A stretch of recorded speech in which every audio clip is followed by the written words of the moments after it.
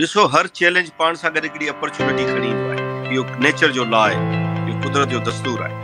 त हिकिड़ो क्राइसिस ईंदो त उन सां गॾु हिकिड़ी अपॉर्चुनिटी बि ईंदी। तंहिंजे करे आउं सम्झां थो जेको वॾी में वॾी अपॉर्चुनिटी अॼु जे यूथ खे आहे, जेको आउं सम्झंदो आहियां त दुनिया जी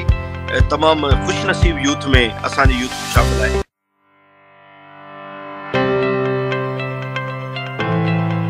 सभिनी दोस्तनि खे भलीकास्ट सिंध हेल्प जे चैनल तां हिकु नई लर्निंग माइंड वेब सीरीज़ खां तव्हांजो मेज़बान इलाही बख़्श। नौजवान जेको कंहिं मुल्क जी तरक़ीअ में तमामु अहम किरदारु अदा कंदा आहिनि। हर कंहिं मुल्कनि में नौजवान ई तबिको हूंदो आहे जेको क़ौम खे अॻिते क़ुवत, ताक़त ऐं सघ ॾेई बेमिसाल तरक़ीअ जे रस्ते ते वठी आहिनि। जेके मुल्क तरक़ी याफ़्ता हूंदा आहिनि उन्हनि में नौजवान लिखण पढ़ण सां गॾु टेक्निकल स्किलफुल हूंदा आहिनि। दोस्तो, अॼु असांजे लाइव वेबिनार जो मौज़ू आहे एम्पावरिंग यूथ ऑफ सिंध। उन सिलसिले में असां महिमान खे दावत ॾिनी आहे। साईं पाण सोशल एक्टिविस्ट बि आहिनि, राइटर बि आहिनि, साईं रिसर्चर बि आहिनि। साईं सिंध लाइ तमामु घणो कमु कयो आहे। साईं ज़ुल्फ़कार हाले पोटो साहब, सर अस्सलाम वालेकुम। वालेकुम सलाम अदा। साईं कहिड़ा हाल आहिनि? ख़ुशि आहियो? ख़ैर आहे? First class. तव्हां ठीकु आहियो? अल्हम्दुलिल्लाह। मुबारकबाद हुजे। मां ॾिसंदो रहंदो आहियां, केॾी महिल लिंक्स शेयर थींदा आहिनि त ही सुठो लर्निंग सेशन आहे। तव्हांजी सॼी टीम खे मुबारकबाद हुजे। सर महिरबानी तव्हांजी। आहे असांजो जो अॼु जो टॉपिक आहे एम्पावरिंग ऑफ यूथ। असांजो जेको यूथ आहे उनखे एम्पावरिंग करण लाइ कहिड़ियूं कहिड़ियूं बाइख्तियार करण लाइ कहिड़ा स्टेप्स खणणु घुरिजनि। असांजो यूथ जेको आहे तमामु घणो तव्हां ॾिसी रहिया आहियो त नौकरियुनि जी तलाश ऐं प्लस जेका ॿिया बि इशूज़ आहिनि, ॿिया प्रॉब्लम्स आहिनि, उन्हनि खे तव्हां कीअं था ॾिसो? असां यूथ खे कीअं मथे आणे सघूं था? Thank U very much. तव्हां जेॾी महिल मूंखे लास्ट टाइम हिन डिस्कशन लाइ चयो हो त मूं ज़ाहिर कुझु शयूं पढ़ियूं हूंदियूं, कुझु शयूं ॾिठियूं हूंदियूं, त आहे तमामु वॾो मौज़ू ई। जी जी। ऐं उन मां पाण कुझु शयूं खणंदासीं ताकी पाण टाइम जो ख़्यालु कयूं ऐं प्लस जेका जिन पॉइंट्स ते पाण डिस्कशन कयूं त उन्हनि ते फोकस्ड हुजूं ऐं पोइ वरी कुझु तजवीज़ूं ऐं कुझु नतीजा कढी सघूं। तंहिंजे करे आउं सम्झां थो त यूथ जेका आहे ज़ाहिर आहे हिकिड़ी परमानेंट सेगमेंट आहे कंहिं सोसाइटी जो। सोसाइटी पई इवॉल्व थींदी, सोसाइटी जा डिमांड्स पिया वधंदा, सोसाइटी जूं घुर्जूं वधंदियूं, सोसाइटी जूं ज़िम्मेदारियूं वधंदियूं, त यूथ जूं घुर्जूं ऐं ज़िम्मेदारियूं वधंदियूं उन जे हिकिड़े इम्पोर्टेंट हिसे ते। तंहिंजे करे पहिरियों त इहो ॻाल्हि ज़हन में रखणु घुरिजे त यूथ जेका मजमूई कंहिं बि समाज जो जेको बि स्ट्रक्चर आहे उन जो हिकिड़ो परमानेंट हिसो आहे। ऐं केॾी महिल ॾिसंदो आहियां एम्पावरमेंट ते या कैरियर काउंसलिंग ते इन्हनि ते प्रेज़ेंटेशन्स या का रिसर्च, त उहा जॉब स्पेसिफिक हूंदी आहे या लाइफ स्टाइल स्पेसिफिक हूंदी आहे या कैरियर जी कहिड़ी एडवांसमेंट कजे या एजुकेशनल या एकेडमिक जेको आहे कैरियर केॾांहुं खणी वञे, त उन ते तमामु लिमिटेड हूंदो आहे। तंहिंजे करे पहिरीं ॻाल्हि त यूथ खे इहा चवंदुसि त कैरियर काउंसलिंग एम्पावरमेंट इहो लाइफ लॉन्ग प्रोसेस आहे। जीअं ज़िंदगी जेसिताईं आहे तेसिताईं इहो प्रोसेस पियो हलंदो। हाणे अचूं था पहिरीं थोरो हिन जे थ्योरिटिकल या जेकी एकेडमिक साइड आहे। लास्ट ईयर जेको यूनाइटेड नेशंस जो इजलास हो कोरोना खां पहिरीं, कोविड-19 खां पहिरीं, उन में जेके पॉलिटिकल, इकोनॉमिक, सोशल, डेवलपमेंट तमामु घणनि मौज़ूअनि ते उते तव्हांखे ख़बर आहे UN में डिस्कशन्स थियनि था ऐं तमामु वॾियूं वॾियूं डेलिब्रेशन्स थियनि थियूं। यूथ जा बि हाणे समिट थियनि था, उहे इंतिहाई इम्पोर्टेंट हुजनि था जिनखे समिट। मिसाल तौरु लास्ट ईयर जेको यूथ ते ILO, यूनाइटेड नेशंस, ॿिया इदारा जेके यूथ ते कमु कनि था, उन्हनि जी जेका सेशन हो ऐं पोइ जंहिंमें हुननि SDGs सस्टेनेबल डेवलपमेंट गोल्स बि हुन सां गॾु ॻंढिया, जंहिंजो टारगेट 4.5 4.4 चवे थो त यूथ खे जॉबलेस न रखिजे। उन्हनि जो चवणु हो त दुनिया जी टोटल यूथ जो 17% बेरोज़गार, 17% वॾो अंग आहे, जंहिंजो मतिलबु इहो थियो त हर 7 जेको इंटरनेशनल डेटा आहे, हर 7 ॿारनि मां 2 ॿार बेरोज़गार आहिनि। हाणे उहा दुनिया पई चए जेके इंतिहाई डेवलप्ड आहे, इंतिहाई मॉडर्न आहे, जिते वेलफेयर जो कॉन्सेप्ट आहे, जिते सिटीज़न राइट्स जो कॉन्सेप्ट आहे। हाणे सोचो उन तनाज़ुर में जेॾी महिल पाण पुठिते पियल मुल्कनि ॾांहुं अचूं था, ख़ासि तौर ते पाकिस्तान या साउथ एशिया जा ॿिया जेके मुल्क आहिनि उॾां अचूं था त सूरत हाल अञा ख़राबु हूंदी। वरी उन में बि सिंध में ईंदासीं त सूरत हाल इन करे ख़राबु हूंदी वधीक जो ॿियनि प्रोविंसिस जी निस्बत जेको हिकिड़ो डिस्क्रिमिनेटरी जेका हिकिड़ी पॉलिसीज़ आहिनि जंहिंमें आउं पर्सनली सम्झां थो त कोटा सिस्टम जो कॉन्फ्लिक्ट आहे एथनिक कॉन्फ्लिक्ट आहिनि उन जे करे जेको हिकिड़ी मेरिटोरियस एडवांसमेंट आहे या हिकिड़ी जेका पंहिंजी अहलियती बुनियाद ते एडवांसमेंट आहे उन खे बि किथे किथे लीगल कॉन्स्टिट्यूशनल या टेक्निकल हिचिस अचनि थियूं या बैरियर्स अचनि था इहो ॿिए कंहिं प्रोविंस में तंहिंजे करे इन सॼे बैनुल अक़वामी जेको बि तनाज़ुर आहे उन में ॾिसिजे त सिंधी यूथ खे या सिंध जी यूथ खे उहा अर्बन हुजे रूरल हुजे उनखे तमामु घणा चैलेंजिस आहिनि जीअं मूं तव्हांखे चयो त SDGs ऐं यूनाइटेड नेशंस जेको कंसर्न शो कयो आहे लास्ट ईयर जी जेका समिट हुई ऐं यूनाइटेड नेशंस में वरिसी हुननि जो चवणु इहो आहे त यूथ जीअं वधीक बेरोज़गार थींदी एम्पावर्ड न हूंदी एम्पावर्ड रुगो इकोनॉमिकली न आहे फाइनेंशियली न आहे उहो बि इलाही इम्पॉर्टेंट सेगमेंट आहे त हुन जो चवणो त उहा सोशली इंक्लूसिव न हूंदी उहा पॉलिटिकली इंक्लूसिव न हूंदी उहा घणो रहंदी आइसोलेशन में त पोइ उहा मुख़्तलिफ़ अहिड़नि मामलनि में ट्रैप थींदी जेको दुनिया जे पीस खे नुक़सानु रसाईंदा हुनजी पर्सनल लाइफ खे नुक़सानु रसाईंदा हू जे कम्यूनिटी में रहनि था हुनजे पीस खे नुक़सानु रसाईंदा नतीजे में जेको मोटी ॻाल्हि इहा कया हिन आर्ग्यूमेंट खे क्लोज़ कंदे त हाणे दुनिया इहो थी चए त एम्पावरमेंट जो तालुक़ु रुगो नौकिरी जॉब लाइफ स्टाइल सां न आहे बल्कि पूरो जेको माण्हूअ जो जेको सॼो नॉमनक्लेचर आहे उनजी जेकी सॼी ॾींहं जी लाइफ आहे उनजे हर आस्पेक्ट ते असरु थो करे तंहिंजे करे हू हाणे चवनि था त बाबा जेको टेक्स्ट ऐं सिलेबस आहे करिकुलम आहे उन में उनखे रोशन ख़्याल सेक्युलर बणाइण खां वठी हुन जे जेंडर पर्सपेक्टिव जे ख़्यालु रखण खां वठी हुनजी सोशल इंक्लूजन जे ख़्याल खां वठी हर पासे एम्पावरमेंट खे हाणे इलाही इंक्लूसिव डेफिनेशन लिखी वई आहे सर ज़बरदस्त तव्हां ॿुधायो त हर एस्पेक्ट्स खां ॾिसूं हर एस्पेक्ट्स खां असां मोस्टली जीअं तव्हां सिंध जे नौजवान जी असां स्पेसिफिक ॻाल्हि करे रहिया आहियूं त सिंध जो नौजवान जेको आहे उन खां मसइला इहा आहिनि करेक्टर बिल्डिंग जा हाणे जॾहिं उनजो जेको आहे करेक्टर जेको आहे पंहिंजे मुआशिरे में को हीरो जेका आहिनि उन्हनि खे फॉलो करण लाइ जेका आहिनि पाण ई उहे यूनाइटेड न आहिनि त अहिड़ो को पावर उन करेक्टर बिल्डिंग उन्हनि जी कीअं थिए जीअं उहो काउंसलिंग जीअं तव्हां ॿुधायो त काउंसलिंग त असां कैरियर जे बारे में त करे छॾींदा आहियूं त तव्हां हिन इंजीनियरिंग में वञो या मेडिकल में वञो पर अॼु जो नौजवान जॾहिं उन कैरियर में अचो बि वञे थो पर उनजो उहो करेक्टर या उनजा जेका इख़्तियारात आहिनि उन्हनि जा किरदार जा असां किरदार जे हवाले सां पिया ॻाल्हायूं त किरदार जा इख़्तियारात जेका आहिनि उहे न आहिनि जेका दुनिया जा नौजवान जेका कनेक्ट करे सघनि उन्हनि जे हवाले सां तव्हां कुझु टिप्स ॾियणु चाहींदव अॼु जे असांजे नौजवान खे जेका यूनिवर्सिटी सां कनेक्ट आहिनि या थी रहिया आहिनि मां जेकी ॻाल्हि कई तव्हां बि तक़रीबन उहा ई ॻाल्हि कई त दुनिया सॼी त एम्पावरमेंट जो तालुक़ु रुगो नौकिरी जॉब सां या के बिज़नेस सां आहे उहा सॼी जेका माण्हू जी बुनियादी जेको मेन क्राफ्ट आहे या पर्सन क्राफ्ट आहे सॼो जेको माण्हू जी हैयत आहे उन सां उनजो तालुक़ु आहे उन में सभु शयूं हू जेका मूं ॻाल्हि पे कई उन में हिकिड़ो पॉइंट एड कयां त हाणे दुनिया खे इहो कंसर्न आहे त तव्हां करिकुलम रोशन ख़्यालु न हूंदो समाज में न सोशल जस्टिस न हूंदी जेंडर जा ख़्याल न हूंदा माइनॉरिटीज़ जा ख़्याल हूंदा नतीजे में तव्हां हिकिड़ी सुठी कैरियर बिल्डिंग हिकिड़े अहिड़े माण्हू खे डेवलप करण जंहिंजी तव्हां पाण ॻाल्हि था कयो त भला टिकट था वठी छॾियूं का फर्स्ट फैकल्टी था बि कयूं पर माण्हू पंहिंजे ज़ाती बिहेवियर्स में हीरोज़ जी सिलेक्शन में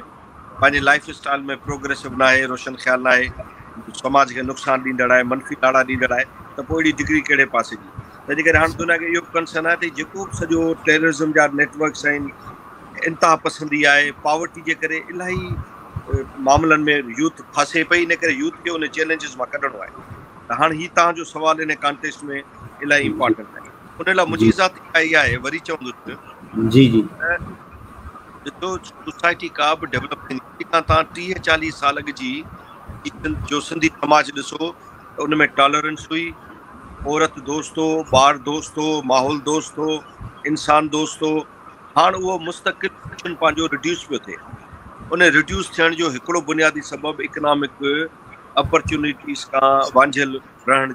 वारी सोसाइटी इकनॉमिक क्वेश्चन घटिजे पियो रोज़गार घटिजनि पिया यूथ चैलेंजिस अचनि पिया इहो हिकिड़ो पंहिंजे लाइ तमामु वॾो चैलेंज आहे सिंधी सोसाइटी लाइ। त इहो 30-40 सालनि में त दुनिया अॻियां वधी आहे, असीं पुठिते चुकिया आहियूं। तंहिंजे करे कैरेक्टर्स, हीरोज़, कहिड़े क़िस्म जो लाइफ स्टाइल अचे, उन लाइ ज़रूरी आहे त असांजो जेको सिलेबस आहे उन में असांजा हीरोज़ नकली न हुजनि, असांजा विलियन नकली न हुजनि, असांखे असांजो समाज मुकमल तारीख़ी ऐं जेको बि असांजो सिविलाइज़ेशनल पस मंज़र आहे, जेको बि असांजो तहज़ीबी तमदुन जो कॉन्टेक्स्ट आहे, उन में हर शइ असांखे बराबरि पढ़ाई वञे। पोइ ॿारनि जी घर में ट्रेनिंग जा इशूज़ आहिनि, पोइ ॿारनि जी स्कूल में ट्रेनिंग जा इशूज़ आहिनि। उन में हिकिड़ो जेको वॾो थ्रेट आहे मुंहिंजी नज़र में साईं, उहो मां सम्झां थो त हीउ जेको प्राइवेट स्कूलिंग आहे, जी जी, छो जो मुंहिंजा ॿार पढ़ंदा प्राइवेट स्कूल में, ऐं रेगुलर पेरेंट्स टीचर मीटिंग में ईंदो आहियां, ॿारनि जो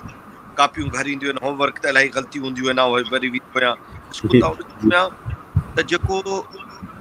पब्लिक सेक्टर जी जेका या गवर्नमेंट सेक्टर जी जेका एंगेजमेंट आहे, उन जे करे मिसाल तौरु अमेरिका तव्हां ॾिसो तमामु रेयर प्राइवेट स्कूलिंग आहे, ऐं उहा प्राइवेट स्कूलिंग माण्हू सम्झंदा आहिनि त शायदि ॿारु नॉर्मल न आहे या घणो अमीर आहे या नॉर्मल न आहे। न त तव्हां ॾिसो त ओबामा जा ॿार बि पब्लिक स्कूल जी बस में चढ़ी, पीली बस में स्कूल विया, क्लिंटन जी धीअ बिञे वई। त पाण वटि प्राइवेट स्कूलिंग जे करे जेको कमर्शलाइज़ेशन आई आहे स्कूलिंग में, उहा कमर्शलाइज़ेशन पंहिंजे हर शोबे में आई आहे, हर रवैये में आई। नतीजे में असांजा ॿार जेका हिकिड़ी जेका वॉलंटियर सर्विसिस हूंदियूं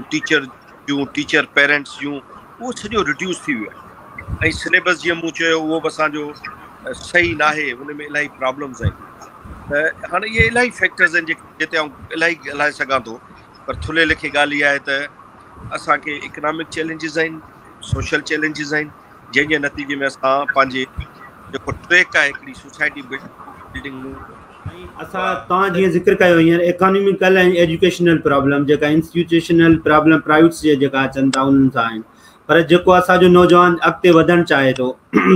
त उहो जेको हिकु ॻोठ खां अचनि था, असांजी ज़्यादातर आबादी तव्हांखे ख़बर आहे त उहे स्ट्रगलर्स आहिनि, उहे कम्यूनिटीज़ आहिनि जेकियूं असांजो तव्हां जेके अॻिते वधणु चाहिनि था, उहे कुझु करणु चाहिनि था, उहे जेका हिकु पीले स्कूल खां चइजे गवर्नमेंट जे हिकु आम स्कूल खां पढ़ी अचनि था, त उन्हनि खे कहिड़ा एवेन्यूज़ ॻोल्हणु घुरिजनि त उहे पंहिंजे जेका आहिनि रस्ते ते निकिरी करे हिकु जेको आहे पंहिंजे मुआशिरे लाइ इम्पैक्ट छॾीनि या पंहिंजे कंट्री लाइ इम्पैक्ट छॾीनि, उन्हनि खे कहिड़ा तरीक़ा ॻोल्हणु घुरिजनि। ॾिसो, हर चैलेंज पाण सां गॾु हिकिड़ी अपॉर्चुनिटी खणी ईंदो आहे, इहो नेचर जो लॉ आहे, इहो कुदरत जो दस्तूर आहे। त हिकिड़ो क्राइसिस ईंदो त उन सां गॾु हिकिड़ी अपॉर्चुनिटी बि ईंदी। तंहिंजे करे आउं सम्झां थो जेको वॾी में वॾी अपॉर्चुनिटी अॼु जे यूथ खे आहे, जेको आउं सम्झंदो आहियां त दुनिया जी तमामु ख़ुशनसीब यूथ में असांजी यूथ बि शामिल आहे, त सोशल मीडिया, टेक्नोलॉजिकल एडवांसमेंट, ॾिसो दुनिया में नारो छा पियो हले त हाणे डिजिटलाइज़ेशन खां ग्रीन, डिजिटल मां हाणे ग्रीन थियणो आहे, माना दुनिया डिजिटलाइज़ेशन जी बि जेका उन मां जेके सहूलियतूं हुयूं या उन मां जेको उन जो कार्य जो उन जी क्लाइमेक्स ते पहुची वई आहे, असीं अञा उन में पहुते आहियूं। पर पंहिंजे ॿारनि खे हाणे इहो एडवांटेज आहे त तव्हां ॾिसो 20-30 साल अॻु चो चवां कराइबी आहे, तव्हां फलाणे खे नौकिरी ॾियो, नंढड़े ॿार खे किथे एडमिशन ॾियो, पोइ कंहिंजे कन वातां ॿुधबो त ही अपॉर्चुनिटीज़ आहिनि। हाणे दुनिया सॼी असां लाइ ओपन थी वई आहे ग्लोबलाइज़ेशन में। हाणे को कंबर जो ॿारु आहे, को तंगवाणी जो ॿारु आहे, को तलहार जो ॿारु आहे, को छाछरे जो ॿारु आहे, को औरंगी जो ॿारु आहे, उनखे ज़रूरत ई न आहे तव्हांखे मूंखे मिंथ मेड़ करण जी त साईं ॿुधायो किथे का अपॉर्चुनिटी आहे कंहिं सुठी जॉब जी, कंहिं सुठी डिग्री जी, कंहिं सुठी वोकेशनल ट्रेनिंग जी, कंहिं सुठे सर्टिफिकेशन जी। उहो हाणे हर वक़्तु जेकर सोशल मीडिया ते वेठो आहे त उनखे काफ़ी शयुनि जी एक्सेस आहे। ऐं उन में मां तव्हां पर्सनली सुञाणूं था त पंहिंजा समय छोकिरियूं छोकिरा दुनिया सॼी में निकिता आहिनि, जेके हिन वक़्तु पोस्ट डॉक्टरेट खां वठी ऐं सेमेस्टर ताईं करोड़नि जूं जेके फ़ियूं आहिनि उहे उन्हनि खे फेलोशिप्स में फ्री मिलिया आहिनि ऐं हू पंहिंजे स्कॉलरशिप्स ते विया आहिनि। त हिन दौर जे ॿारनि खे त इहो वॾो एडवांटेज आहे, न त 30-40 साल अॻु त वॾेरे खे ॻोठ जेके मिंथ मेड़ करणी पवंदी त बाबा ॿार खे मास्तर कराए। त आउं सम्झां थो वरी ॿियो दुनिया जेकी असां ते खुली आहे उहा इहा त पहिरीं एब हूंदो नंढी नौकिरी करणु, को रेड़ो हणणु, को हिकिड़ी जॉब खां ॿी जॉब में स्विच ओवर करणु। हाणे उहो बि दुनिया सॼी ओपन थी असांखे ॿुधाए थी त बाबा ॾिसो दुनिया जा फलाणा सदर हुआ, उहे बि केॾी महिल वेटर हूंदा हुआ होटल ते, केॾी महिल छोला विकिणंदा, को छा कंदो। त इहो एब बि जेको जागीरदार ऐं फ्यूडल समाज जो हिकिड़ो वॾो कर्स आहे, त नंढे कम खे एब सम्झिजे, नंढी नौकिरी खे एब सम्झिजे, उहो बि कॉम्प्लेक्स हाणे दुनिया मां ख़तमु थी वियो आहे, सिंध मां बि ख़तमु थी वियो आहे। हाणे ॿार ॾाढो फ़ख्र सां चवनि था त पढ़ूं बि पिया, डिग्री बि वठूं पिया, शाम जो वोकेशनल ट्रेनिंग बि कयां पियो, मिसाल तौरु मेल नर्स जी, ऐं गॾोगॾु ऐं फूड पांडा ते वेंडरिंग बि कयां पियो, या किथे उबर बि हलायां पियो, करीम बि हलायां पियो। त हीअ त सिंधी सोसाइटी खे त हिकिड़ो क्वालिटेटिव जंप मिलियो आहे, जंहिंखे असां जेतिरो इस्तेमालु करे सघंदासीं, जेतिरो उनखे कैपिटलाइज़ करे सघंदासीं, एक्सप्लॉइट करे सघंदासीं, उहो असांजे समाज खे अॻियां वठी वई। अॼु असांजो नौजवान जेको आहे वाक़ई ए बि नथो सम्झे त असां जेको आहे कमु कयूं, पर कुझु असांजा माइंड सेट अहिड़ा आहिनि नौजवाननि जा जेका अॼु बि चवनि था असांखे गवर्नमेंट जी 17 ग्रेड जी जेका आहे जॉब मिले, ऐं जीअं जेको अॼु बि चवनि था त उहे जेका आहे असांखे गवर्नमेंट प्राइमरी टीचर भलो आहे जेकॾहिं ॿाहिरि निकिरूं। त अहिड़नि नौजवाननि में कहिड़ी मोटिवेशन या कहिड़ा जेका आहिनि स्टेप्स वठनि त उहे जेका आहिनि उन खां दुनिया अॼुकल्ह ग्लोबल थी वई आहे, उनखे जेको आहे कनेक्टिविटी पंहिंजी क़ाइमु करे ऐं पंहिंजो जेको आहे ग्लोबल अॻिते वधनि। उन्हनि लाइ तव्हां का एडवाइस वग़ैरह ॾियो अहिड़े नौजवाननि खे जेका पोइते रहण, मतिलबु पोइते इन हवाले सां त उहे उन सर्कल में रहणु चाहिनि था जेका उन्हनि जा आबा ॾाॾा रहिया या उहे अॻिते वधणु नथा चाहिनि, उन्हनि लाइ को टिप्स वग़ैरह? जी, हाणे छा आहे त मुख़्तियारकार थी वञूं, को वॾा ऑफिसर थी वञूं, सरकारी नौकिरी मिली वञे, टीचर थी वञूं, ऐं उन में हिकिड़ो सेंस ऑफ इनसिक्योरिटी आहे, छाकाणि त जेको प्राइवेट सेक्टर आहे, जॉब सेक्टर या प्राइवेट जेको कैरियर आहे माण्हूअ जो, उहो सेक्टर अञा एतिरो असां वटि इम्प्रूव न थियो आहे। तव्हां मिसाल तौरु पंहिंजो वॾो शहर सिंध जो कराची खणो, कराची में एॾो प्राइवेट सेक्टर आहे जो उन में तव्हां मिसाल तौरु हिकिड़े मिडिल क्लास जे कंहिं घर में वेंदो त ख़बर पवंदी त मां प्राइवेट स्कूल पई हलाए, उतां हुनजी इनकम 2 लाख रुपया आहे, पीउ कंहिं पेप्सी कोला या कोका कोला में HR में मैनेजर आहे, उनजी 1.5 लाख रुपयो पघार आहे, भाउ कंहिं IT फर्म में आहे, भेण किथे कंहिं TV चैनल ते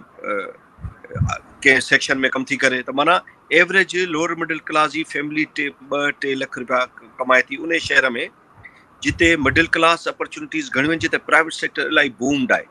पर असांजी ॿारहाड़ियुनि में छाकाणि त प्राइवेट सेक्टर बिल्कुलु कोन्हे, ऐं जेका असांजी ज़रई समाज हुजण करे जेके एग्रो बेस्ड इंडस्ट्री आहे उहा बि बिल्कुलु ज़री कोन्हे सॼी सिंध में। नतीजे में असां वटि जॉब जो ऑप्शन बची या इन ड्रीम जो ऑप्शन बचे हिकिड़ो तो त असां सरकारी नौकिरी जे पोइ ॻोठ में वेठा हुजूं, मास्टर थियो, हेड मास्टर थियो, या त बेसिकली इहो पावर बॉक्स आहे। पर हाणे त शयूं तब्दील थियूं आहिनि, सॼी सिंध तक़रीबन अर्बनाइज़ थी वई आहे। सर हिकु मिनट सर, तव्हां पंहिंजो तस्वीर जेका आहे न कमेंट्स में अचनि पिया इनबॉक्स में, तस्वीर पंहिंजी थोरी जेका आहे न हेठि पंहिंजो जो हेठि रखंदा त दोस्त तव्हांखे ॾिसी सघनि। हिते सर सही आहे, हिते continue sir ji, please sir continue. इहो जेको आउं सम्झां थो त इहो जेको कॉन्सेप्ट आहे इहो हाणे सिंध मां ख़तमु पियो थिए, तॾहिं छाकाणि त ऑप्शन ई हिकिड़ो हूंदो। हाणे सॼी सिंध अर्बनाइज़ पई थिए, प्राइवेट सेक्टर रिड्यूस थी वियो आहे, सॉरी जेको पब्लिक जॉब सेक्टर आहे उहो रिड्यूस थी वई आहे, दुनिया खुली वई आहे। तव्हां ॾिसो कराची में हिकिड़ो स्टॉक एक्सचेंज जो ब्रोकर आहे, उहो पंहिंजे 5000 एकड़ जे ज़मींदार खां वधीक थो पैसा कमाए। जूस या फ्रूट वारे जेके तव्हां ॾिसो नंढा नंढा वेंडरिंग आहिनि, नंढा नंढा जेके असांजा इहे शॉप्स आहिनि ऐं बर्गर जूं ठेला आहिनि, उहे तव्हां ॾिसो पंहिंजे 50-100 एकड़ जे माण्हू खां वधीक था कमाए। त हाणे दुनिया इन पासे पई वञे त तव्हांजो इकनॉमिक कुशन जेतिरो स्ट्रांग हूंदो ओतिरो तव्हां पाण बि तव्हांजो लाइवलीहुड बहितर थींदो, तव्हां आस पास जे माण्हुनि खे ख़ुशहाल रखी सघंदो। त सिंधी सोसाइटी बि इन मां निकिरे पई। ऐं पाण तव्हांखे छाकाणि त इलाही यूथ सां काउंसलिंग कयां थो, पोइ मुख़्तलिफ़ जॉब्स आहिनि, NGO सेक्टर अची इन परसेप्शन खे ख़तमु कयो आहे। को दौरो माण्हू पुछंदा त फलाणो ॿार मिठी मां इहो अमेरिका कीअं वियो, पोइ असां मूंखे अॼु बि यादि आहे काफ़ी असांजा दोस्त विया जिन माण्हुनि अची पुछा की साईं इन खे अमेरिका, न त तव्हांखे यादि आहे कंहिं दौर में कंहिं वॾेरे वटि कम ते वञिबो चवंदा साईं साहब विलायत वियल आहे, हाणे अची जो शहर माण्हू परेशान हूंदा हुआ साहब। हाणे तव्हां ॾिसो त सिंध जे हर ॻोठ मां हर घर मां को न को असांजो बच्चो विलायत वियल आहे, छाकाणि त दुनिया ओपन थी वई, अपॉर्चुनिटीज़ ओपन थी वई। तंहिंजे करे आउं गुज़ारिश कंदुसि नौजवाननि खे त इन सरकारी नौकिरियूं इन्हनि खां ॾिसो, हाणे पावर बॉक्सिस दुनिया में तब्दील थी विया आहिनि। हींअर IT जा इंजीनियर आहिनि, उहे कंहिं बि वॾे इंडस्ट्रियलिस्ट खां वधीक पिया कमाइनि। तव्हां सॼो जेको ॾिसो गूगल फलाना ॿिया इहे जेके नेटवर्क्स आहिनि सॉफ्टवेयर जा, फेसबुक जा, तव्हां ॾिसो इहे मल्टी मिलियनर थी विया आहिनि, बिल गेट्स हुजे या फेसबुक वारो कामरेड हुजे। त तंहिंजे करे इहो परसेप्शन चेंज बि थिए पियो, पर वरी पाण खे गॾिजी इन में रुगो ॻाल्हि नाहे करणी त इहो चेंज पियो थिए। तव्हांखे असांखे मिली इन खे अञा लेजिटमाइज़ करिणो आहे, ॿारनि सां मिलणो आहे, नौजवाननि सां, स्पेशली जेके न्याणियूं आहिनि, असां छोकिरियूं आहिनि, उन्हनि खे कन्विंस करिणो आहे त तव्हां इन सेक्टर में अचो, जॉब मां निकिरो। हा, जॉब्स कजनि, सिविल ब्यूरोक्रेसी सिंधियुनि वटि हुजणु तमामु ज़रूरी आहे, इहा तमामु अहम ॻाल्हि थो कयां तव्हां सां। उन में CSPs हुजनि, पुलिस ऑफिसर्स हुजनि सुठा, जिन जी इंक्लाइनेशन आहे। बाक़ी जेके चवंदा आहिनि 10 साल जेसिताईं नौकिरी न मिले कुझु न कंदासीं, इन कल्चर मां न फ़क़ति कढण लाइ ओपिनियन ॾियणो पवंदो, पर थोरी पाण खे गॾियल महिनत करणी पवंदी त पाण माण्हुनि जी काउंसलिंग करे उन्हनि खे ॿाहिरि कढंदा। सर ज़बरदस्त तव्हां ॿुधायो त पंहिंजो जेको आहे बैलेंस क़ाइमु रखण लाइ पंहिंजी स्टेट में, पंहिंजे सिंध में, पर पाकिस्तान में, त तव्हांखे जेको आहे कमीशन जी तरफ़ वञी करे तव्हां पंहिंजी जेका हायर जॉब्स वठी सघो था, पर उहे कॉम्पिटिटिव माण्हू या कॉम्पिटिटिव नौजवान असांजा जेका आहिनि उन खे बि फॉलो कनि, उन खे बि कंटिन्यू कनि। पर तव्हां हिकु ॻाल्हि कई तव्हांजे सवाल में, असां हिकु नौजवान न्याणियुनि जी जेकियूं उहे कुझु करणु चाहिनि थियूं, तव्हां छा था ॾिसो? तव्हां NGOs में आहियो, तव्हां ओवरऑल सिंध खां ऐं सिंध जे नौजवान सां कनेक्टेड आहियो। अॼु जी जेका नौजवान छोकिरी आहे जेका अॻिते वधे थी, जेका 10 साल या 15 साल पहिरियां ई हुई, उन्हनि खे छा वाक़ई अहिड़ियूं अपॉर्चुनिटीज़ आहिनि जो उहे कमु करे सघनि थियूं, या अॻिते जॉब जे सेक्टर में अची सघनि थियूं, या उहे पंहिंजे पाण खे जेको आहे अॻिते ॿाहिरि मुल्कनि में जेको आहे हायर एजुकेशन लाइ मोकिले सघनि थियूं, वञी सघनि थियूं, या पेरेंट्स एतिरा अवेयर आहिनि जेके मोकिलण लाइ तयार बि आहिनि? उन जो तव्हां ओवरऑल एस्पेक्ट सिंध जो छा था सम्झो तव्हां उन नौजवाननि जे बारे में, त जीअं नौजवान उहे ॿुधनि त वाक़ई उहे नौजवान छोकिरियूं या फैमिली वारा ॿुधनि त अॻिते उन्हनि खे बि प्रमोट कनि उन शइ खे? उन ते तव्हांजो छा व्यू आहे सर? उन में आउं हीअं थो चवां त हिकिड़ी हद ताईं स्पेस मिलियो आहे, पर उहो नाकाफ़ी आहे। हिकिड़ो मक़सदु मिडिल क्लास आहे, प्रिविलेज्ड क्लास, हिकिड़ो त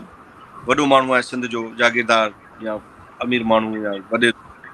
उन्हनि उहे त ज़ाहिर आहे उन्हनि वटि एतिरा रिसोर्सिस आहिनि। पर जेको मिडिल क्लास आहे उन में हिकिड़ी हद ताईं, बाक़ी ओवरऑल न्याणे जी सूरत हाल ख़राबु आहे। तालीम बिल्कुलु इलाही जाइनि ते कोन्हे, त एजुकेशन हुननि लाइ तमामु ज़रूरी आहे। जेको क्लास थोरो अॻियां निकितो आहे उनजो एडवांटेज इहो आहे त उन इलाही मिसकनसेप्शन्स चेंज कया आहिनि। मिसाल तौरु मूं बि सिंधी इलाही ॿाराणियुनि में कमु कयो आहे। जी कुझु एडमिनिस्ट्रेटिव डिसीशन्स गवर्नमेंट खे करणा पवंदा, जिते गवर्नमेंट खे ऐं उन कुझु इंतिज़ामी फ़ैसिलनि सां, एडमिनिस्ट्रेटिव डिसीशन सां छोकिरियुनि जी सूरत हाल यकसर तब्दील थी वेंदी। आउं तव्हांखे उन जो हिकिड़ो मिसाल थो ॿुधायां। जी टंडे मोहम्मद ख़ान वटि कुझु ॻोठ हुआ। असां हिकिड़ी इलेक्शन जे ॾींहंनि में उते वियासीं, असां उते ॻोठनि खे ॿारनि खे चयो त बाबा असां हिन इलेक्शन जे प्रोजेक्ट में कमु पिया कयूं, उन में न्याणियुनि जा, औरतुनि जा शनाख़्ती कार्ड जेतिरा ठाराईंदो त वोट पावर हुननि जो वधंदो, हुननि जो डेमोक्रेटिक राइट आहे त वोट उन जे हथ में हुजे। त असां त इलाही ॻोठनि में माण्हू विढ़िया की बाबा हाणे तव्हां आयो असांजा वाक़िफ़ ऐं आसपास जा आहियो, बछड़ा आहियो, पर हाणे तव्हांखे इहो मुनासिबु न आहे महफ़िलुनि में, मीटिंगुनि में वेही चओ त न्याणियुनि जा शनाख़्ती कार्ड खणी अचो। इहो माना असां लाइ गैरत जो मसइलो आहे। वरी जेॾी महिल Benazir income support programme start थियो त साॻे ॻोठ जा माण्हू, ऐं RSPN जे थरदीप जे हिकिड़े प्रोजेक्ट में हुअसि, त साॻिया माण्हू ॻोठ जा वरी आया मूं वटि त साईं हीअ असांजा शनाख़्ती कार्ड आहिनि ऐं कुझु ठहियल आहिनि, कुझु न, हाणे महिरबानी करे असांखे इहो इंसेंटिव वठी ॾियो। साबित इहो थियो त जेको समाज औरत जी इकनॉमिक यूटिलिटी खे कैपिटलाइज़ करे थो, औरत जी इकनॉमिक यूटिलिटी, ऐं वरी वर्ड रिपीट थो कयां, जिते औरत जो को कार्य आहे इक़्तिसादी, इकनॉमिकल, त उते औरत जी इज़त आहे। मिसाल तौरु साॻियो घर आहे, तव्हां ॾिसो हिकिड़ी भेण कंहिं हाई स्कूल में टीचर आहे या NGO में कमु थी करे, त उन ॾांहुं भाउ, साॻे भाउ पीउ जो रवैयो मुख़्तलिफ़ आहे। जो भाउ खे आसरो आहे त मोबाइल में, वरी उन ई घर में जेका भेण कुझु नथी करे, मानी थी पचाए, उन ते सॼो ॾींहुं जो लठ खयो मर्द बीठा आहिनि। त माना साॻे घर में हिकिड़ी औरत सां हिकिड़ो रवैयो छो, ॿी सां ॿियो छो? उनजो सबबु उनजी इकनॉमिक पोज़ीशन आहे। त पाण जेतिरो पंहिंजी भेनरुनि खे, न्याणियुनि खे, इन्हनि खे जेतिरो पाण खां पुॼी सघंदो, सॼी सिंध पाण शायदि न करे सघूं, पर घर में वेठल औरतुनि खे रुगो कढी आयासीं 1 2 3 4 5 ॿियनि खे मोटिवेट कयोसीं त उन्हनि जी इकनॉमिक पोज़ीशन चेंज थिए। ऐं अॼु बि दावा सां थो चवां त जेकर सिंध गवर्नमेंट ऐलान करे या फेडरल गवर्नमेंट पाकिस्तानी ऐलान करे त बाबा पाकिस्तानी न्याणियुनि या सिंधी न्याणियुनि खे असीं 10 लख रुपया कर्ज़ था ॾियूं, 20 लख, जेको 10 सालनि ताईं कोन वठंदासीं, शर्त ग्रेजुएशन हुजे। तव्हां ॾिसंदो इहे साॻिया मर्द पिटींदा वेही त असां दीन खे पढ़ायो छो कोन 20 लाख रुपया मिलंदा सही जंहिंजो मतिलबु इहो थियो त इकनॉमिक यूटिलिटी जंहिं औरत जी जंहिं समाज में तय न थींदी उहो समाज इलाही चैलेंजिस में रहंदो तंहिंजे करे पंहिंजे लाइ इहो बुनियादी चैलेंज आहे त पाण जेका इकनॉमिक पोज़ीशन आहे उन लाइ छोकिरियुनि खे जेके असीं पढ़ाए सघूं था जिन खे असीं कन्विंस करे सघूं था उन्हनि खे कढूं सनियूं थुलियूं नौकरियूं उन्हनि खे ॾियारियूं ताकी उन्हनि जी इकनॉमिक एम्पावरमेंट वधंदी उन्हनि जो डिसीजन मेकिंग में रोल वधंदो उन्हनि जो घर जी फ़ैसिला साज़ी में रोल वधंदो त पोइ इन औरतुनि जो पंहिंजो हिकिड़ो नओं पावर बॉक्स ज़बरदस्त सर असांजा दोस्त ऑनलाइन आहिनि काफ़ी उन्हनि जा सवाल बि अची रहिया आहिनि ख़ालिद बलोच साहब आहिनि उहो सवाल करे रहियो आहे उन सां रिलेटेड आहे त उन से कंप्लीट कंदे पोइ अॻिते असां हलूं था त ख़ालिद जो सवाल आहे त ही जेको कहिड़ा चैनल्स आहिनि अवेलेबल आहिनि यूथ लाइ जेका सिंध में जेका उहो जेकॾहिं जीअं तव्हां ॻाल्हि कई शुरू में त NGO सेक्टर वधीक कमु करे या अहिड़ा के ॿिया अहिड़ा चैनल आहिनि जेका यूथ खे जेको आहे प्लेटफॉर्म ते उते वञनि ऐं उन्हनि खे कुझु फैसिलिटी मिली सघे सिंध में पंहिंजे में ॾाढो इम्पोर्टेंट सवाल आहे मूं पढ़ी वरितो त ख़ालिद बलोच साहब जो सवाल अचे पियो स्क्रीन ते हाणे हीअं आहे त कुझु प्लेटफॉर्म्स जेके ट्रेडिशनल हुआ मिसाल तौर तव्हांखे यादि हूंदो त लतीफ़ जश्न लतीफ़ थींदा यूनिवर्सिटियुनि में कॉलेजनि में फ़िक्री नशिस्तूं थींदियूं हुयूं नज़रियाती वहकूं थींदियूं हुयूं उहे सभु बंदि थी वियूं जितां तव्हांजी इंटेलेक्चुअल ऐं फ़िक्री ऐं नज़रियाती तव्हांजी जितां एम्पावरमेंट थिए थी एम्पावरमेंट रुगो नौकिरी या कैरियर काउंसलिंग न आहे लाइफ स्टाइल न आहे पर तव्हांजो फ़िक्री ऐं जेका आहे नज़रियाती ओसर आहे जेका समाज खे अॻियां हली बहितर करे थी उहा बंदि थी वई जेके अदबी प्लेटफॉर्म्स आहिनि पॉलिटिकल प्लेटफॉर्म्स आहिनि उते बि यूथ नाले मात्र आहे हाणे यूथ लाइ चैलेंज वधी आहे मुंहिंजी नज़र में इन्हनि सभिनि जो हिकिड़ो ई तोड़ अहिड़ो आयो आहे हीअ जेका सोशल मीडिया आहे जेको टेक्नोलॉजिकल एडवांसमेंट आहे IT जो कल्चर आहे उन में नौजवाननि पंहिंजा रस्ता पाण ॻोल्हे वरिता आहिनि ऐं तव्हांखे अहिड़ा बि नेटवर्क्स ॿुधायां जिन नौजवाननि गॾिजी मिसाल तौरु केरला जो हिकिड़ो यूथ नेटवर्क आहे उन नौजवाननि गॾिजी एतिरो पाण में रुगो मोटिवेशनल कमु कयो ॻोठनि में आस पास जे उन्हनि में जो उन्हनि खे last year United Nations special invitation ते घुरायो न्यूयॉर्क ऐं त इन हाणे नौजवाननि वटि ही ॾिसो न तव्हां हींअर मूंसां ॻाल्हायो पिया तव्हांजो पंहिंजो TV चैनल आहे सही पाण खां पोस्ट चाढ़ियूं था पंहिंजी अख़बार माना पाण खे परवाह ई न आहे त को TV चैनल पाण खे एक्सपोज करे दुनिया में ॾेखारे न ॾेखारे हर माण्हू जे हथ में पंहिंजो हिकिड़ा टूल्स ऐं मीडियम्स अची विया आहिनि तंहिंजे करे नौजवाननि खे मुंहिंजी नज़र में पंहिंजा रस्ता पाण कढणा पवंदा प्लेटफॉर्म्स पाण कढणा पवंदा सही ज़बरदस्त स्कूल कॉलेजनि जी डिबेट्स खां वठी जॉब स्किल्स खां थींदे ऐं हाणे त यकीन कयो दुनिया में अहिड़ा नेटवर्क साईं अची विया आहिनि जो हिकिड़ो माण्हू 6 महीना जॉब थो करे न का उनखे मज़ो न वरी हलियो थो वञे नई काउंसलिंग में त पोइ वरी उनजी कुझु थेरापी थिए थी इंटेलेक्चुअल थेरापी थिए थी पोइ उनखे ॿुधाईंदा त तव्हां हेॾा स्विच ओवर कयो हाणे त दुनिया खुली वई आहे नौजवान महिनत कनि ऐं बाक़ी ऐं सियासी ॻाल्हि घणी नथो करणु चाहियां पर स्टेट पंहिंजो रोल विञाए वेठी आहे बेसिकली जेको हुकूमतूं आहिनि जिन जो बुनियादी ज़िमेदारी आहे त नौजवाननि खे ॿुधाइनि ख़बर हुजे असां सेग्रीगेटेड डेटा हुजे बाबा जेका तव्हां वेंदो न साईं सिंगापुर ऐं मलेशिया ऐं हांगकांग उते अॻु में ई तय थियल आहे त ईंदड़ 10 सालनि ताईं असांखे हेतिरा डॉक्टर खपनि ईंदड़ 50 सालनि ताईं असांखे हेतिरा IT प्रोफेशनल खपनि सॼी डेटा सेग्रीगेटेड आहे असांखे ख़बर ई कोन्हे सभु डॉक्टर थींदा या सभु इंजीनियर थींदा वरी सभु MBA कंदा तंहिंजे करे गवर्नमेंट जो रोल घटि आहे पोइ इहा थोरी घणी मुड़सी असांखे पाण करणी पवंदी त असांजी जेका स्किल आहे असांजी जे पासे उनसियत आहे जे पासे टेम्पटेशन आहे उन सब्जेक्ट्स में स्पेशलाइज़ेशन कंदा वञूं ऐं पंहिंजा नवां स्पेसिस ठाहींदा वञूं सही ज़बरदस्त सर तव्हां असांखे वक़्तु ॾिनो तमामु तव्हांजा थोरा तव्हां आख़िर में को कंक्लूजन ॾियणु चाहियो हिन टॉपिक जे हवाले सां जेको उनवान अॼु जो आहे उन में जेको आहे जेका टू डू लिस्ट जेका असां चऊं जेका नौजवान असांजो खणे चाहे नंढड़ी हुजे या नंढड़ो हुजे जेको असांजो अॻिते वधणु चाहे थो जेको मोटिवेशनल आहे अॻिते लर्न करणु चाहे थो असांजे प्लेटफॉर्म जो इहो ई मैसेज आहे त इंस्पायर करे ऐं प्लस लर्न करे रहंदो त उहो ई जेको आहे अॻिते वधे थो त उन सिलसिले में टू डू लिस्ट का जेका तव्हां पंहिंजे एक्सपीरियंस पंहिंजे जेका जी शेयर करे सघो हिकिड़ो त मुंहिंजो जनरल कमेंट आहे मूंखे गांधी जो हिकिड़ो कोटेशन वणंदो आहे त तव्हां दुनिया खे जीअं ॾिसणु चाहियो था तव्हां पाण ईअं थी वञो मिसाल तौरु आउं चाहियां थो दुनिया में चोरी न थिए त पाण चोरी बंदि कयां आउं चाहे तो दुनिया में औरतुनि जी इज़त थिए त सभ खां पहिरीं आउं औरतुनि जी इज़त कयां। सही ॿार पढ़ाइणा आहिनि दुनिया में, सभु पढ़ियल हुजनि, ज़बरदस्त हुजनि, नौकरियुनि में हुजनि, आउं पहिरीं उहो कयां। त हिकिड़ो त जनरल कमेंट आहे। टू डू लिस्ट में इहो आहे त नौजवान थोरो जेको आहे लिटरेचर रीडिंग आहे। सही ॾिसो हिकिड़ी ॻाल्हि ॿुधायां, अगरि तव्हां वटि मिंट ॿ आहे त। जी जी सर, टाइम आहे प्लीज। आसमान ते हाणे प्लाट बुक पिया कराइनि, चंड ते हाणे दुनिया प्लाट बुक पई कराए, पर वरी दुनिया हाणे मोटे पई सोशल साइंसिस ॾांहुं। IT, MBA, डॉक्टर, इंजीनियरिंग, अलाए कहिड़ियूं कहिड़ियूं एरोनॉटिकल इंजीनियरिंगूं। उन जे बावजूदि हाणे यूरोप तव्हां वरी वेंदो त सोशल साइंसिस ॾांहुं पई मोटे, फिलासफ़ी ॾांहुं, हिस्ट्री ॾांहुं, कल्चर ॾांहुं, लैंग्वेजिस ॾांहुं, लिटरेचर ॾांहुं। हाणे परेशान आहिनि त बाबा हेॾी एडवांसमेंट खां पोइ बि दुनिया मां मसइला छो नथा हल थियनि। पोइ हाणे उन नतीजे पहुता आहिनि त मसइला हल थींदा तॾहिं जॾहिं इंसान जीअं समाज में रहे थो, उनजी सॼी कुल खे, जेका बि उनजी मजमूई हैयत आहे, उनखे हिकिड़े तवाज़ुन में ॾिसबो। तंहिंजे करे ॿारनि खे हिस्ट्री पढ़ायो, कल्चर पढ़ायो, लिटरेचर पढ़ायो ऐं ॿोलियूं पढ़ायो। सॼी दुनिया उन ॾांहुं मोटे पई, सोशल साइंसिस ॾांहुं। त आउं इहा रिक्वेस्ट कंदुसि त नौजवान पढ़नि, रुगो गूगल सर्च या इहा ब्राउज़िंग जेका आहे, जेको असीं वियूं था डेस्कटॉप ते या लैपटॉप ते, इहो इनफ लिटरेचर न आहे। सिंध ते पढ़ो, पाकिस्तान ते पढ़ो, साउथ एशिया ते पढ़ो, दुनिया ते पढ़ो, फ़लसफ़ो। उन सां तव्हांजी जेका इंटेलेक्चुअल, मूं हींअर काफ़ी इंटरव्यू अहिड़ा थींदे ॾिठा आहिनि जिन में जंहिं जॉब लाइ इंटरव्यू आहे, उन ख़तमु थियण खां पोइ इंटरव्यू कंदड़नि माण्हुनि खां पुछियो आहे त तव्हां हीअ त सभु ॻाल्हियूं ठीकु आहिनि, तव्हां सिलेक्ट बि थी वियो, पर तव्हांखे एतिरी ॼाण आई किथां हिननि मामलनि जी।